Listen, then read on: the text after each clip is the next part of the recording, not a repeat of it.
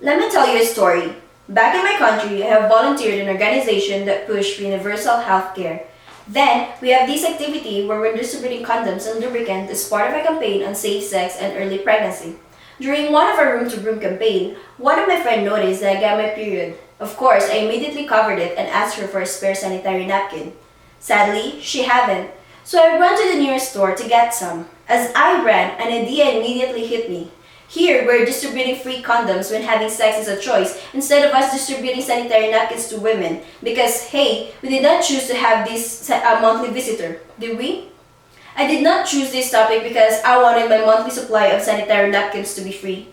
Before I start presenting my points here, I want you to imagine being a woman. You have your period every month, but you can't get a hand on sanitary napkin because your allowance is not even enough for the expenses of your school requirements. Maybe you have a hard time to relate because you'll say that sanitary napkins just cost a few cents or dollars. But put yourself in the shoe of other women who don't have any in their pockets. Imagine you live in the deserts of Africa or in the slums in the Philippines where there are no even stores that you can get these necessities from. Imagine how hard is that. Imagine how hassle is that. Just imagine. Then, after I talk to you later, ask yourself, do you deserve this kind of dilemma just because you are a woman who were born in a family or a community who don't have access to the privilege our society created? Because I wanted that after this talk, that we all go down from our ivory tower. We all go look beyond the blinding lights of our privileges and see the other parts of the spectrum where our fellow human beings are suffering from the problems we didn't even know existing. Problems such as dropping out of school. I know it sounds weird for you because it doesn't usually happen here. But in India, 23 million women drop out of school every year when they start menstruating, according to the survey conducted by NGO Desara in 2014.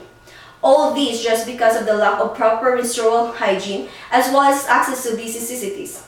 Yes, such as sanitary napkins, which only 12% of the women in India has access to according to the Ministry of Health.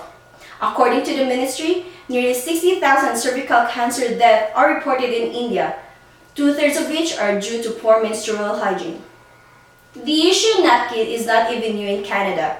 Survey shows that young girls have a hard time in accessing these products. An average woman in Canada spends about $6,000 in these products in a lifetime. Even though in 2015, Canada eliminated the tax for menstrual hygiene products, the high cost of menstrual products still causes these essential items to be out of reach for the homeless, low-income, and marginalized women. That's why there is a need to make these products free or at least accessible to all sectors in the community. These products should be looked at as essential necessity and not a luxury. Why women are forced to pay for it? If it's a right, all women, whatever socioeconomic status you have, these products should be available for you. It should not become a privilege where only some could be able to afford it. But is it possible? Yes, if people in the government chose to act.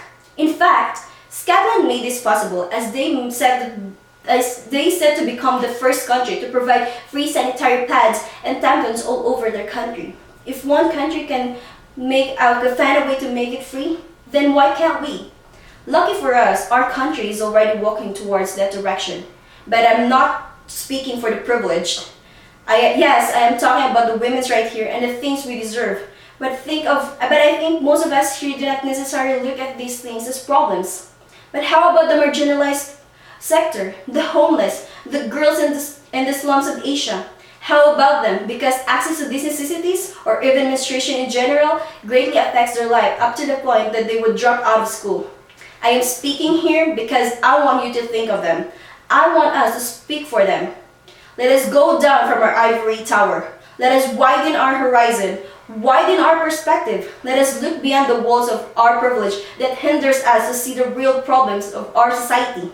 Imagine you have your period and you're not prepared for it, but you can go to the restroom where there are available sanitary pads, just like toilet papers for you to use. Think of the young girls from India if they do not have to drop out of school because there are supplies of menstrual hygiene products.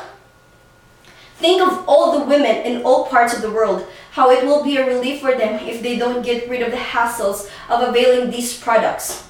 The money they could save, we could save. Free sanitary pads, it should be our right. We deserve that, right? Women deserve that.